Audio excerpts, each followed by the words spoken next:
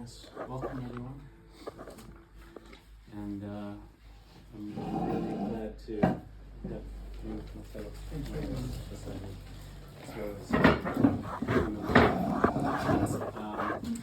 We're going to keep this to a 1 hour. I think will suffice, and there's also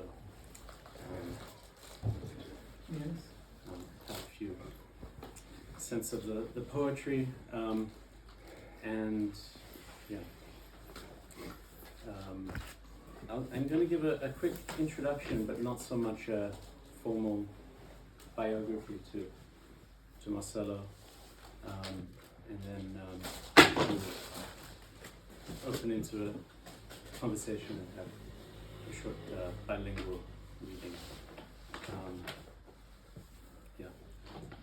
I just want to say off the bat that I really admire your work, and this is an introduction for me to your work, which has occurred through Liz Koch-Vessel. Liz and you have known each other for several years through poetry, and it's an incredible sort of coincidence that arises through one of the works where you commit to memory one of her poems and try to reinterpret it as your own. But thank you, Liz, for bringing Marcelo over, and also they're not here, but people at Alletzhauser and Erik who've sponsored your trip here. I felt a sense of deep recognition and surprising recognition in reading these poems, in the sense that what ought to be familiar, this closed society, this embargoed state, is at the same time described through a poetic voice that feels immediately by my side and recognizable, and there's something strikingly universal about the sense of observation that your poetry has. The opening lines, which I'll quote here, set the tone for the rest of the work in the sense of how it veers from the declarative and the concrete into the cosmically meditative, without any sense of distraction or rupture. And here's the quote: "Forging a revolution of the proletariat in order to produce bourgeois children, I thought the world was the expression of something." We should also mention your translator, Tristan Dijkstra, who's done an incredible job and has also provided a lot of contextual material with an essay at the end of the book. And you might like to say a bit more about the work she's done and your work together. But throughout the book, there is a conversation with other art forms, photography, film, music, and of course other literature, which in turn is of course in conversation with social, economic, and political reality. There are references to the Gospel of Mark, Miles Red Guards, Kurt Cobain's poetry, the Platt Amendment, Namibian independence, Allen Ginsberg, José Martí, Cuba's national poet, living in the US in the 19th century, Driving Miss Daisy, Ariadne's Yarn and the Minotaur in the Labyrinth, Hirohito, Louis XIV, Ataulpa, Charles Simic, John Malkovich. And just to illustrate one of those webs of connection that arises really organically in this book. Atahualpa, the Mesoamerican emperor and sun god, is compared to Hirohito, the Japanese emperor during the Second World War, who also considered himself to be a living god in this land of the rising sun, which in turn is compared to Louis XIV, the Sun King. And this is all pulled through the quote, subtly placed into this. There's no explicit mention of Louis XIV, but it's just the quote, l'état c'est moi, the state it is I. And in a move like that, we see how this tendency towards the dictatorial is a universal, the destructive will to power that also associates itself with a godly force, is something that spans continents and centuries. Your quote, just like all organisms, all times carry their death inside. All empires carry dictatorships, children of the sun. And what connects everything is the sense of rhythm, the repetition, the structure, which is something I experience as a continuous structure throughout the book instead of just an quotation. I was trying to do something like the Acorazado Potemkin, the ancient thing. They have like an cinematographic edition. It's like 1 second, layer after layer. Now, I was trying to talk with that kind of edition in movies. I had Acorazado Potemkin in my mind when I was writing that. And there's also almost like a diaristic quality. Today I did this, today I did that. And I think what's interesting, you've mentioned privately that we know that this book is part of a larger work that's just come out in Spain. But also that all of your books are a continuation, and that of course, your life's work is still in progress. So there is this sense of building towards some grand thesis. There's this aphoristic quality throughout the book. These statements that I think have incredible spiritual wisdom, but then you're also, of course, taking stock of history and generations. But that this aphoristic quality feels like you're going to tell us, give us some grand revelation at the end. And we are sort of, wanting to dive into the rest of your work. And it's often described as prosaic in the sense of prose poems. I didn't quite experience it that way. I don't know about you, Erik. It to me felt like if that is the case, the prosaic is necessary because you are also, as you've said, you are writing from life. You're writing about life. You're not writing art for art's sake or from a place of decadence. And maybe that's something we can discuss as well. Form, prose versus something like the lyric, which is completely. That's interesting because I'm not very aware that I'm writing prose. Yeah. I'm writing, and I think I'm writing poetry. And then I went in Madrid to this Casa del Libro, which is like I don't know, it's like a cathedral of books with all the books that you read in your life there. And I was there, and the guy of the store came and told me, "Oh, you're the so this is prosa poetic," and I was like, "Really?" "Oh yes, I think you're right." But I wasn't aware I was writing prose, because also sometimes I have the intention in this big construction to make mini poems inside. It's making aphoristic. That sometimes it works like something that is complete, but it's part of something bigger. So I'm not very aware that I'm writing prose, because sometimes I'm writing prose, but then I have, a regular poem, a traditional poem. So it's not that I'm in the prose, or it's just the way it comes with the rhythm of the breath that I'm feeling in the moment. Yeah, and in that sense, it's not a necessary distinction.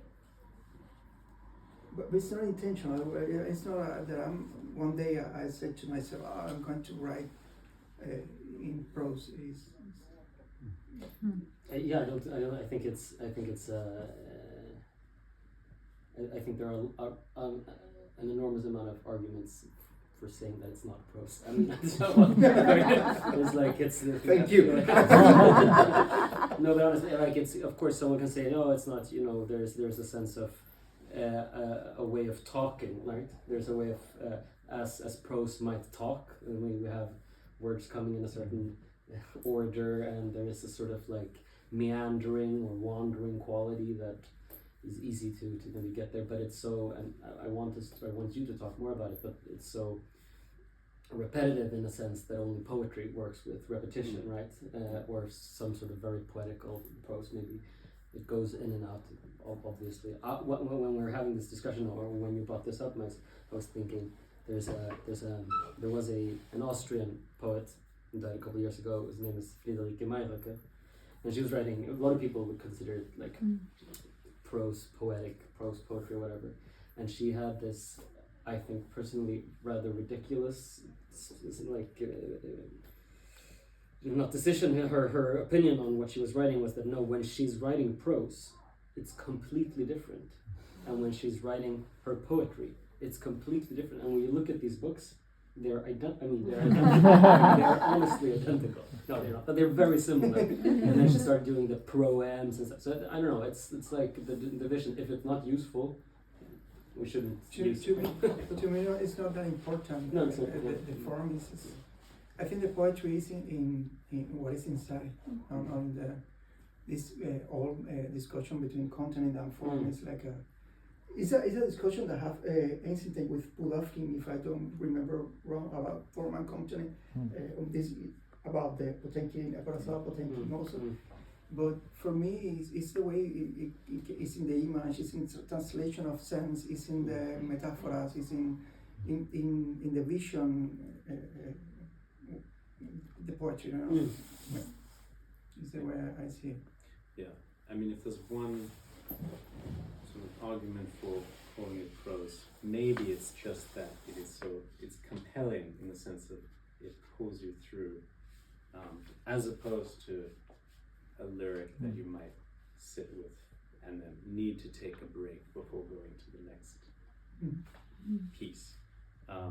There's something, I think I read this in one or two sittings, and it felt both revelatory and pleasant and deep at the same time. There's nothing surface about it.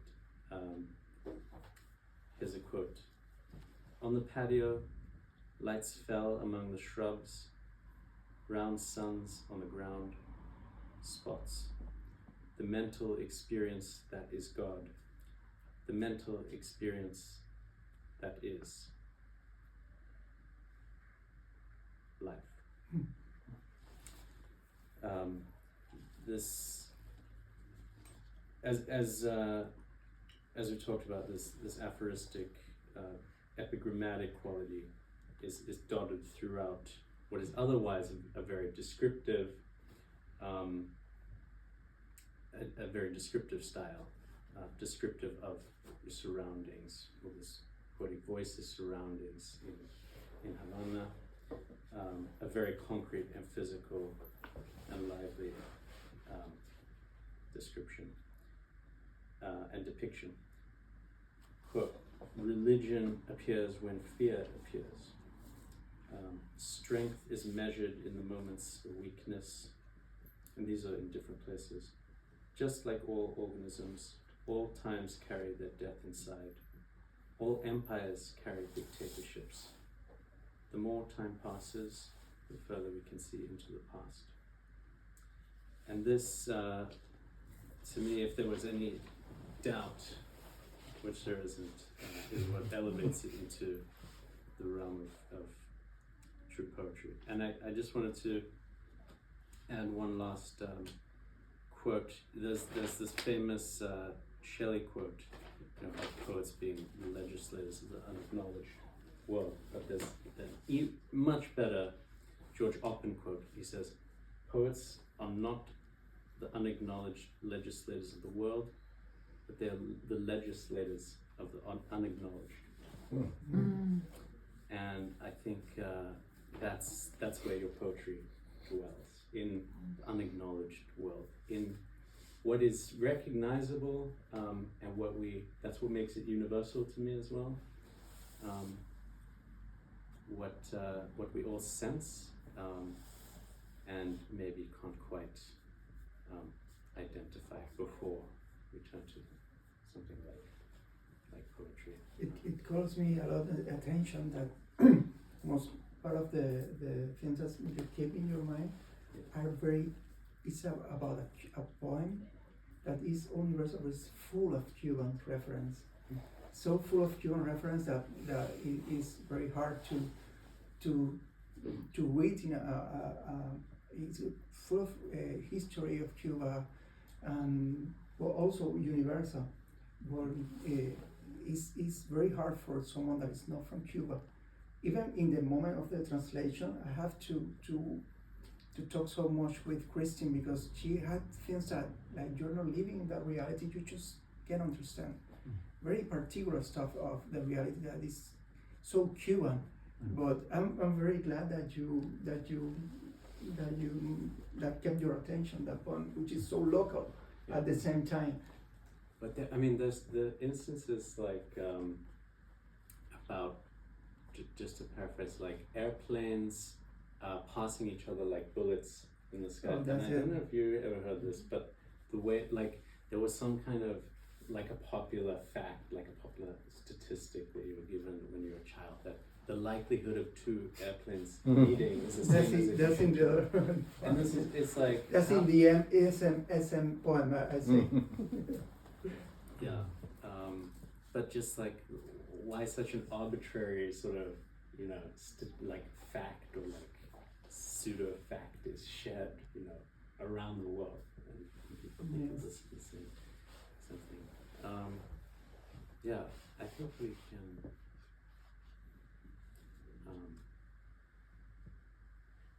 leave this introduction behind now. But yeah, I see it really, yeah. I think that we talk about reading another poem, but has you been talking about this Swan poem? Maybe we should read like a little piece of the Swan. Yeah.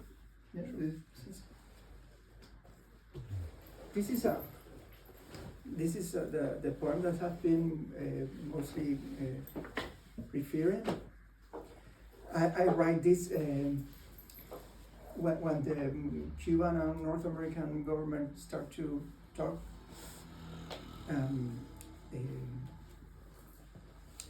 I have a grand uncle who in the 50s in a very North American Havana wrote this poem, El Cisne, about the presence of North Americans in Cuba.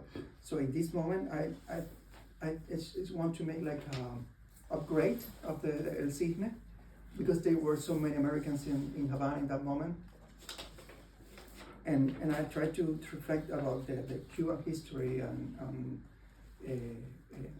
make this kind of Acorazado Potemkin edition, like this. And I want also to catch some of the enormous life that is in Havana. Havana is such an amazing city, because even when it's so poor and have been through so many things, it's still alive. It's still vibrant. It doesn't matter how many things happens in Havana. Havana is still vibrant. It has like a power, like a still an interesting place, even when everything is falling down. There's like a cosmopolitan spirit in Havana, and I wanted to catch that also in the middle of the. So let's go to it. I have to take maybe you and Erik can read. Sure. Yeah, sure. Just let us know where it is. El cisne 2. Hacer una revolución proletaria para producir hijos burgueses. Yo creía que el mundo era la expresión de algo. Una polilla blanca, la expresión de algo. El mundo, la expresión de algo. He dado vueltas a un café. Los amigos discutían. Libertad de información, libertad de expresión y discurso. La guardia roja de Mao, el libro rojo de Mao, la bandera americana ondeando en la embajada. Ahora había Coca-Colas. Rodaban rojas por el suelo. La guardia roja de Mao, el libro rojo de Mao, la arpía roja del dios heterosexual. Yo pensaba, al contacto del cristal, el aire se condensa. Se sabe la velocidad de la luz, pero no la de la oscuridad. Hacer una revolución proletaria para procrear hijos burgueses. Le daba vueltas al café. El hueco de la aguja no es la puerta de los cielos. Ahora había Coca-Colas. Rodaban rojas por el piso. La arpía roja del dios, el peso de la vida en una mariposa. Una manada de búfalos corriendo en la pradera. El hueco de la aguja no es la puerta de los cielos. The Swan 2. Forging a revolution of the proletariat in order to produce bourgeois children. I thought that the world was the expression of something, a white moth, the expression of something. The world, the expression of something. In my coffee, I circled the spoon. My friends argued, freedom of information, freedom of expression and speech. Mao's red guards, Mao's little red book. The American flag waving over the embassy. Now there were Coca-Colas, red and rolling across the ground. Mao's red guards, Mao's little red book. The red shrew of the heterosexual god. I used to think, where air makes contact with window glass, it condenses. The speed of light is known, but not the speed of dark. Creating a revolution of the proletariat in order to produce bourgeois children. In my coffee, I circled the spoon. The eye of the needle is not the gateway to the heavens. Now there were Coca-Colas, red and rolling across the floor. The god's red shrew. The weight of life in a butterfly, a herd of buffalo running across the plains. The eye of the needle is not the gateway to the heavens. Todo está dispuesto para el cambio, creo. La flor que crece en las grietas del muro, las algas que flotan en la pecera. Los muchachos buscan el wifi en la rampa. Tiempo atrás estaba prohibido, como los talibanes el cine. Se sientan en los quicios buscando información, buscando el mundo. Tiene un Alka-Seltzer en el vaso, baja lento y en el fondo revienta. Everything is ready for change, I think. The type of flower that grows in the cracks in the wall, the algae that floats in the fish tank. Young people search for Wi-Fi at La Rampa. Before, it was prohibited, like movies for the Taliban. They sit on curbs searching for information, searching for the world. I throw an Alka-Seltzer into the glass. It sinks slowly, and at the bottom it erupts. Realidad vintage. La peste del subsuelo sube, alcantarilla, las estrellas flotando entre las barras, la tierra más hermosa, el ronroneo del motor en el timón, en el prado, en un café, veo la luz atrapada en el cristal de las ventanas, en un tiempo en que no hay publicidad y no hay casi propaganda, mojito, hielos en el vaso, punta de iceberg, agua verde, sobre la Antártida de noche las estrellas de la cruz del sur, hundo el hielo en el trago y el hielo flota, la hierba flota, hundo el hielo entre la hierba y mi mente flota, la masa flota, amnesia colectiva, conciencia dirigida, el sueño del kibutz, Velascoaín, cables rojos, tripas colgantes, churre. Buda se dio cuenta después, su camino era el del medio. Nep, antes de la iluminación está la batalla con Mara, la tentación en el desierto, crisis de misiles, octubre, Habana, socialismo, muerte, un martillo neumático en la calle, salideros de agua, gritería, nata de humo, dióxido de carbono, Das Kapital, supremacía blanca, tiempo de trabajo socialmente necesario, in the Alekas Paradise, in Mojiros Paradise, in the 50s Paradise. Hitler creía que hacer jabones con judíos era algo racional, que el bloqueo era algo racional. Leningrado. Después de la llegada del almirante, los arahuacos se tiraban de despeñaderos en masa, saltaban al vacío y caían en las piedras. Antes de eso, morían de sífilis a los 25, la tierra más hermosa, emulación socialista, in the Areca's Paradise, in the 50s Paradise, American Tourists, Obama's Tourists. Los he visto en el metro, con sus cerebros searching for money.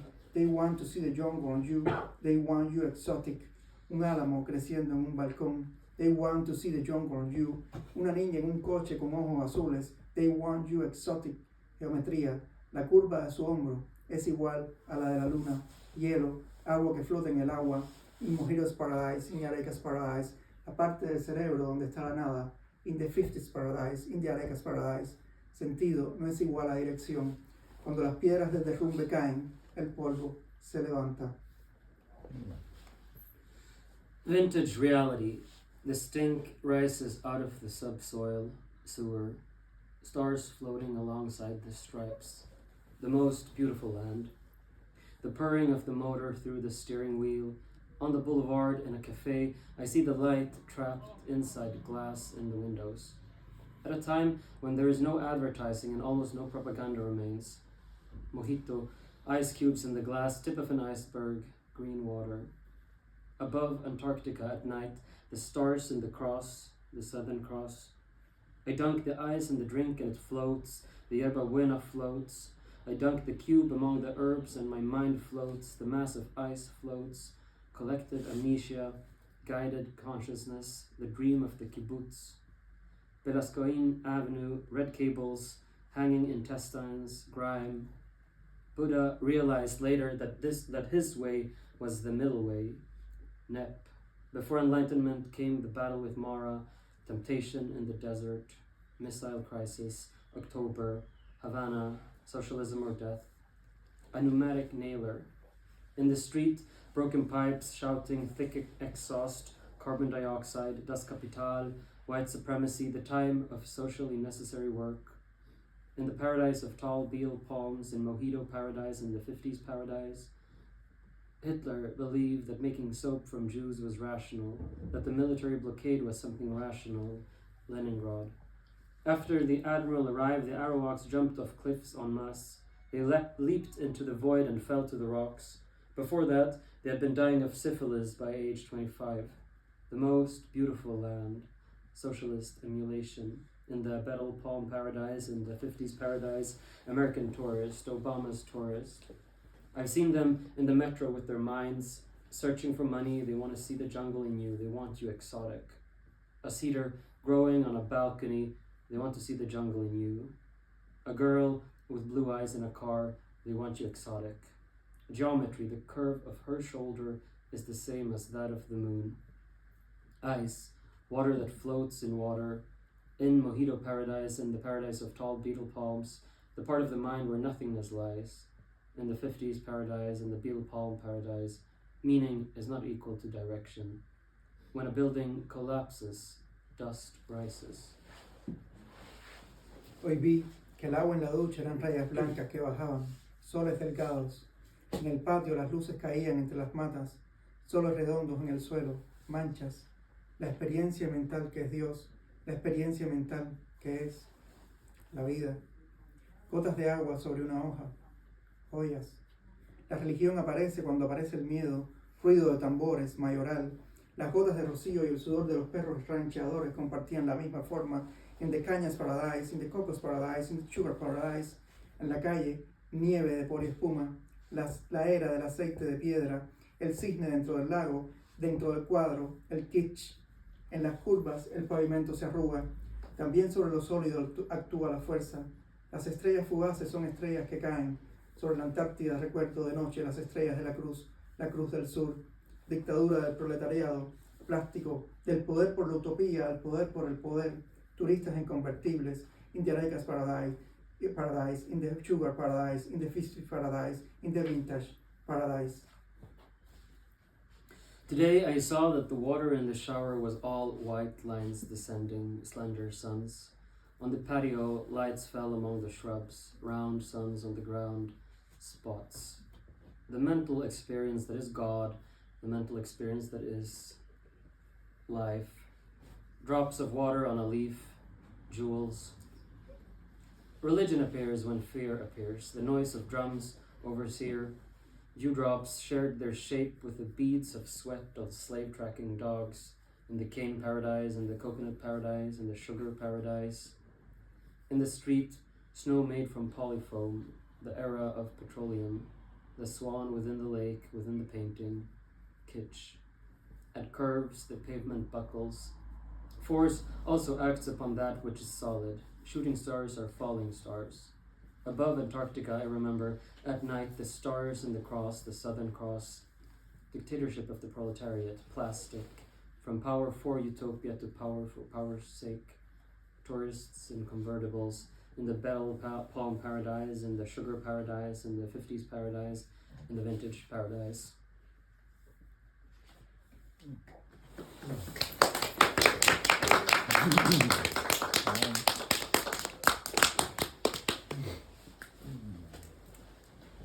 There's one particular section there that I thought of, which sort of really illustrates how this book works, and that is the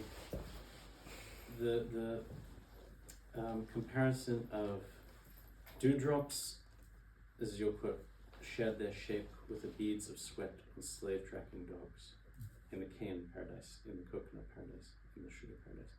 Just that, from this domestic existence and seeing dew either, on a plant or condensation on the window, and making that connection to these slave tracking dogs. What I think of as with, it's sort of obvious to say, but that's where poetry is almost unlimited in its ability to, the metaphoric power ends where the imagination ends, to connect the everyday to, the circumstances of history happens, I think, very effortlessly throughout your work.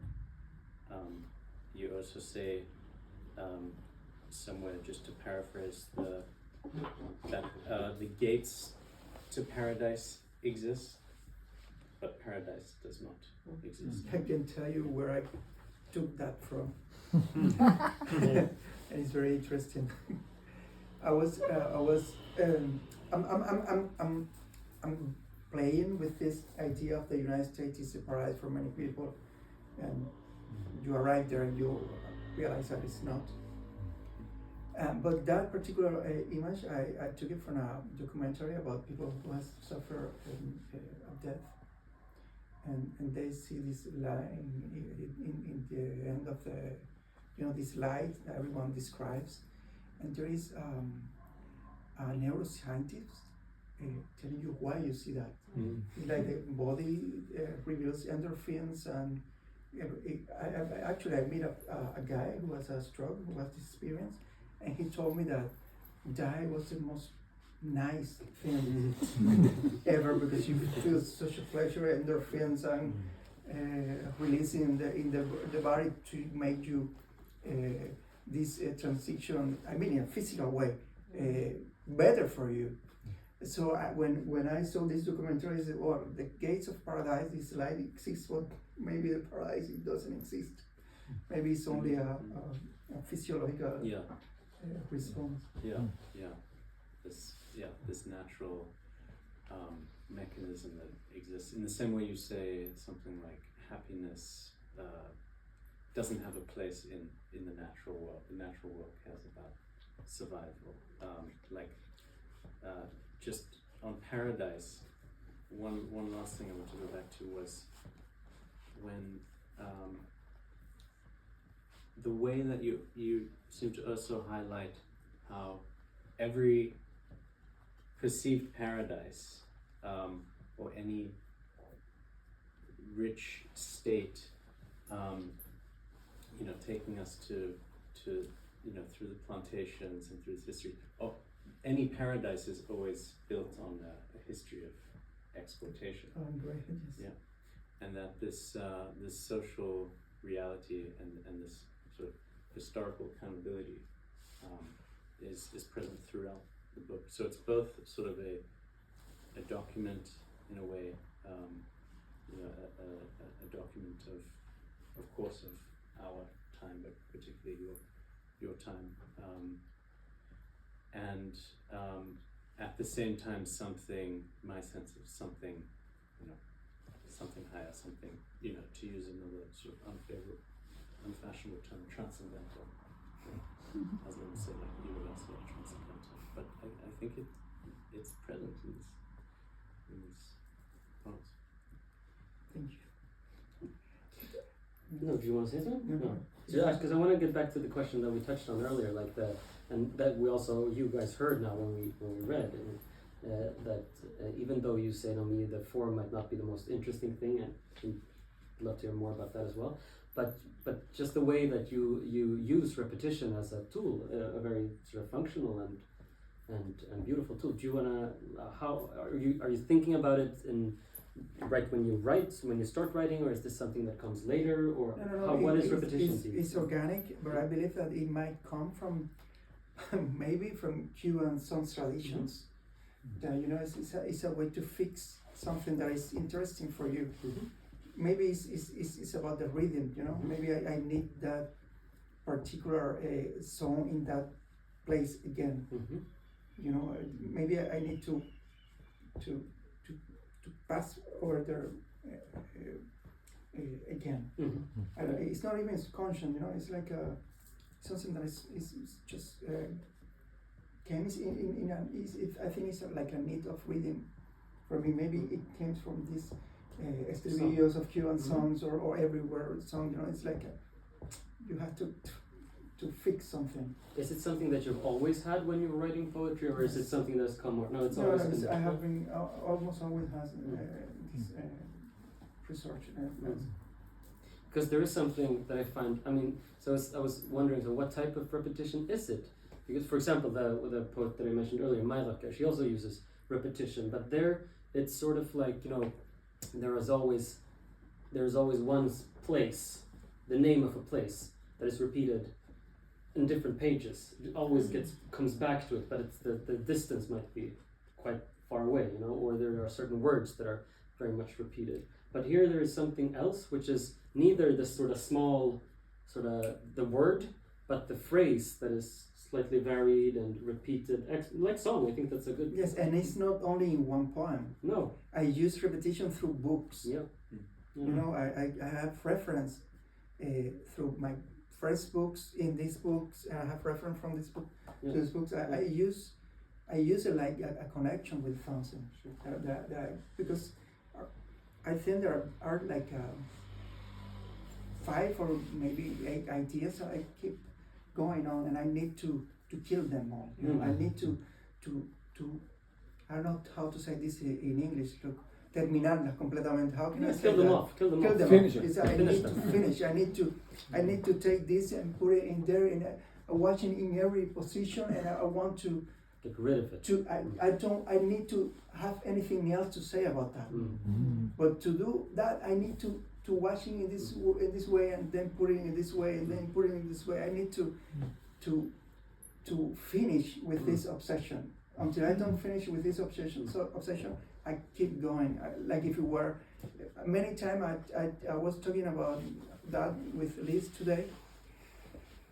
I have write many of my books like this idea of an essay, with ideas, Charles Brown or Mecanismo Mudo or the world's presence. I have this idea and I need to go there and I need to finish it. When I finish the idea, the book is done. Don't finish it.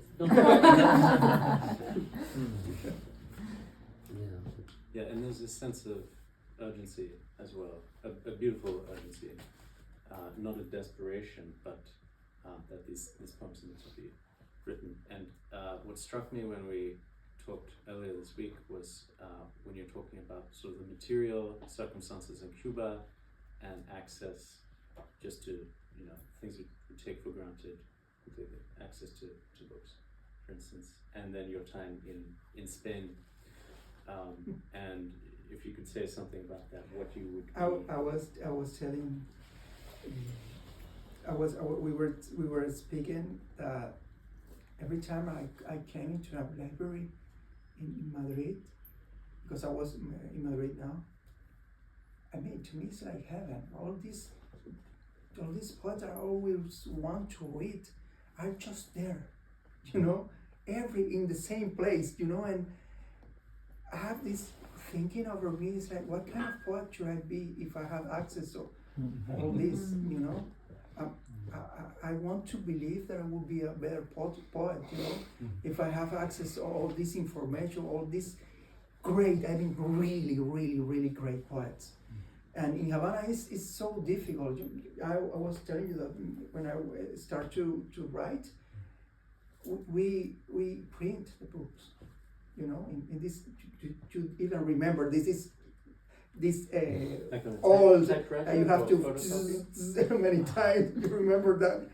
And we pass the books from hand to hand, but in printing like that.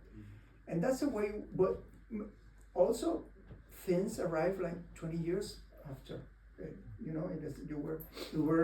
we were reading René Char in the 90s, late in the 2000s, or so things, books that they were already old. But at the same time, you have such a rich reality, and you have also a Cuban tradition that you can manage with that also, because reality in Cuba is so.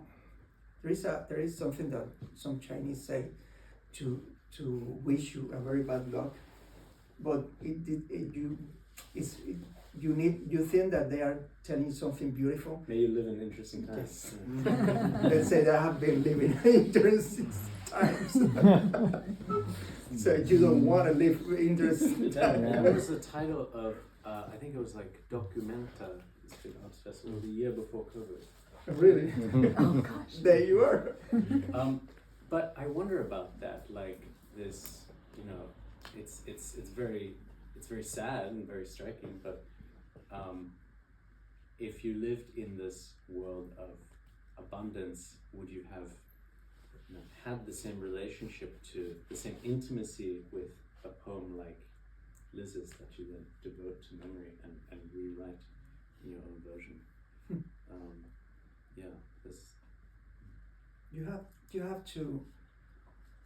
You have to make your life with the tools that you have. You have to make literature with the tool that you have, and it might be a positive thing. Might be it is what it is.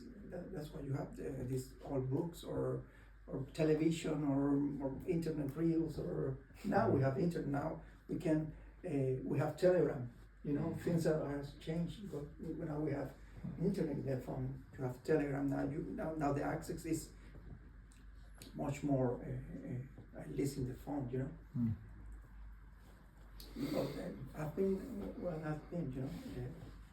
and that were the tools that we had. You said that was just the last 4 years of WhatsApp, for example. The internet? No, WhatsApp. I'm sorry? Telegram. Telegram. Yeah. Yes. You said it was very recent. Yes, it's I told here that the first time was I think in 2017 that they opened like a parks in the city. So that's why I say they sit on they were looking for Wi-Fi in La Rampa. They sit looking for the word, information, because first we have to go to these parks and sit in the street, like searching for internet, searching for the word. Yeah, it's been like that. I have two questions. One deals with the relation between the presence of your voice, the oral, since your poems are so oral and you as well talk about the structure of the work, and I'm interested in the relation between the presence the presence of the voice to the structure of the work? To be honest, I've never thought about that, because what happens is that you're living and you're writing. It's like I don't know who say that the fish doesn't know what water is. I'm just writing there, and I'm writing. Things are you must be a poet, and you know what I'm talking about. Is your image and sense are coming into your mind and crossing your mind. Yeah, but still you say that the repetitions goes for the whole work and comes back. But there's like some structural. I know. It's impossible that escape and structure. Maybe you have in your DNA, but it's something that just happened. I'm not that kind of writer that thin and structure and go to the white page. I don't know what is a white page. You know, it's I don't know what is that. I always write when something came. I'm always writing, but I take a pen and I write. I'm not saying that this kind of poet are bad poet. It's just not my style. I have to metabolize my life to write. I can't sit and let me do this poem. Actually, there's a Cuban poet that do that one poem every day, and the guy is very good. You know, it's not my kind of poet. You know, but he has like tools to make something that has quality. But it's like a workshop. You know, it's like he's like something that is his method. It's not mine.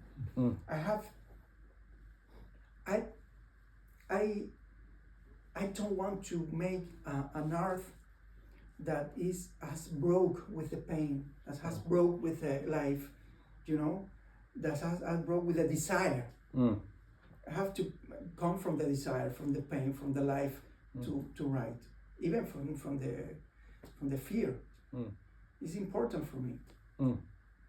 Then the second question is listening to this bilingual reading when to your Cuban Spanish and the American English is a bit odd, since you know, I mean, for Americans, I mean, there's such an abismo, it's an abyss, right, between America, United States, and Cuba. For and Cubans Havana. too. Yeah, for Cubans too. I know. And that of course is, I mean, writing about Havana, for example, and hearing about it in English, since Havana is completely incomprehensible, incomprehensible, no, for Americans. It is. It is. Right. I mean, not for Swedes. I mean, Swedes or people from Latin America and from Canada and all over goes to Cuba, but Americans don't. So they're so alienated from the experience of Havana. Yes. And listening, because they can't. They can't. They would love to. No, of course they would. No, there. You know, something very interesting happened when these Americans arrived to Cuba. We had all this information about imperialism and all that war. When they arrived, people realized that they're so nice. You know, they're actually very nice people. You know, they're so nice. I mean, all these. Some of them, I said, not all of them, definitely not all of them. No, Don't cut them, that's like, no. People are so polite, I mean, they are so much solidarity with the people. You know, this arrogance, imaginary that you had, is people realize that they're nice people. You know, there is I don't know, like a history about Picasso, and I think was George Strack, a poet from Germany. And they're in the Second World War, and there was everything without light because of the bombing. And Picasso said, if from you and me it will depends, all these people will light the lights right now. And I like that, you know, because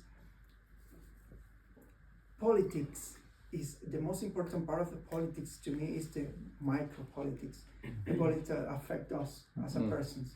You know, these big politics are about interests and forces that escape to my life. you know, I just have to to live the micro politics that affect us, I mean, but in a personal way. The quote you have: everything is politics. The brand of your malt, the pressure of your water, It's even true. the atmosphere results from politics. It's true. I mean, in Havana, you don't have pressure in the water, you know, because you don't have power.